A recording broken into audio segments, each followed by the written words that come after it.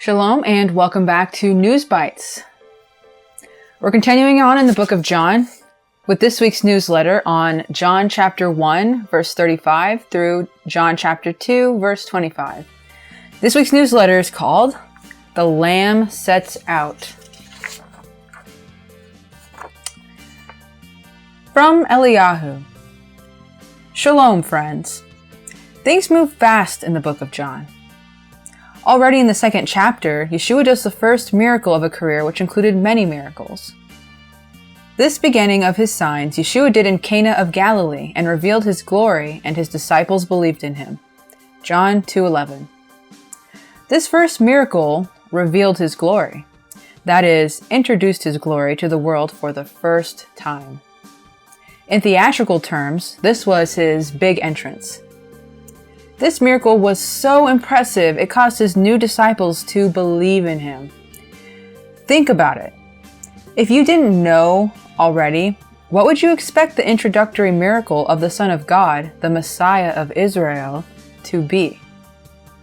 Surely, it would be an amazing act beyond reproach. A pious miracle of impeccable good taste, as well as a majestic spectacle of holiness and glory. It's highly unlikely that anyone would have expected that the first miracle of the Messiah would be to provide over 100 gallons of wine for those who had already drunk freely, to the extent that they may not be sober enough to even tell what wine they were drinking.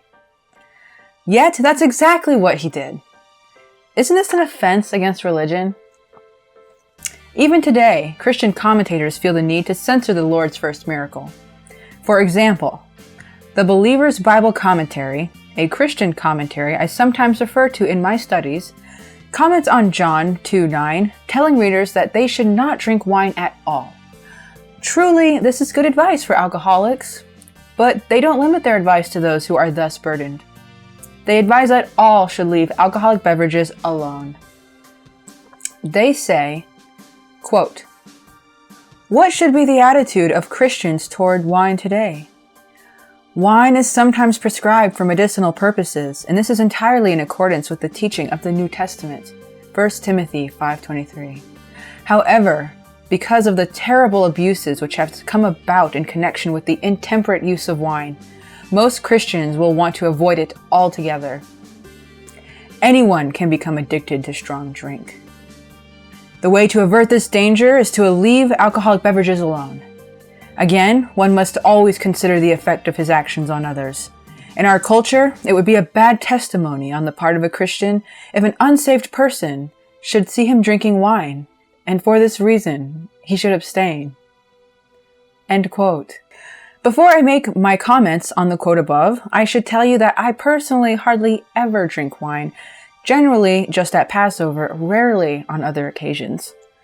This is not for religious reasons. It's simply not my preference. I say this because religious people may otherwise make assumptions about the motive behind my comments that are simply not in accord with my personal behavior, and I don't want wrong assumptions to interfere with the point that I'm about to make. Now to my comments. How is our culture today any different from 2,000 years ago so far as wine is concerned? There have always been people who have enjoyed wine in moderation, as well as a minority of others who go too far. This claim of a difference in the culture is a vain attempt to not appear to be disagreeing with the Lord, while in actuality finding fault with his conduct.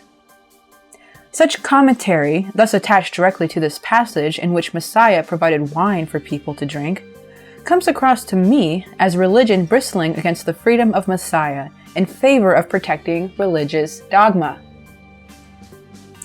Setting rules to prevent people from enjoying what God created to be enjoyed simply because some others sometimes misbehave is the thinking at the heart of dead religion. It turns out that Christians can sometimes out-Pharisee the Pharisees. I say that because even the Pharisees had no complaint against the Lord here, while the Christians writing the quoted commentary obviously are at odds with the entire tenor of the Lord's miracle in turning water into the finest wine.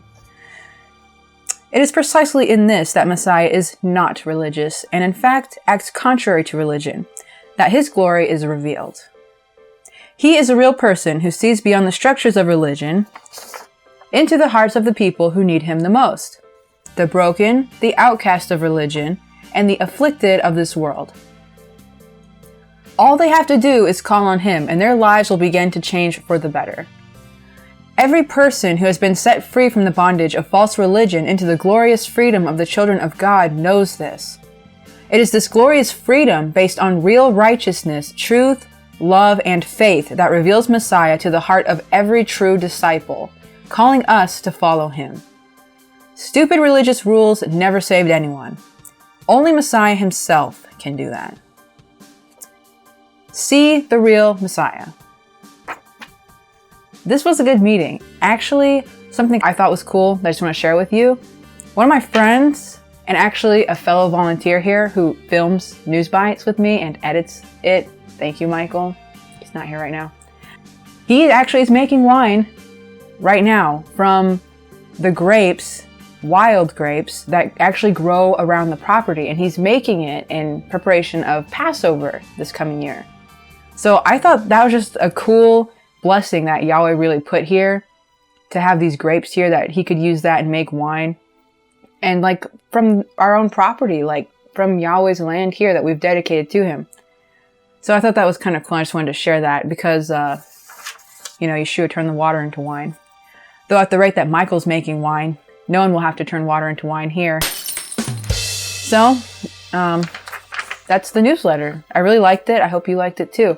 Join me next week. If you liked, hit the like button, subscribe, leave comments below, and continue on with us in the book of John. The meeting is right here.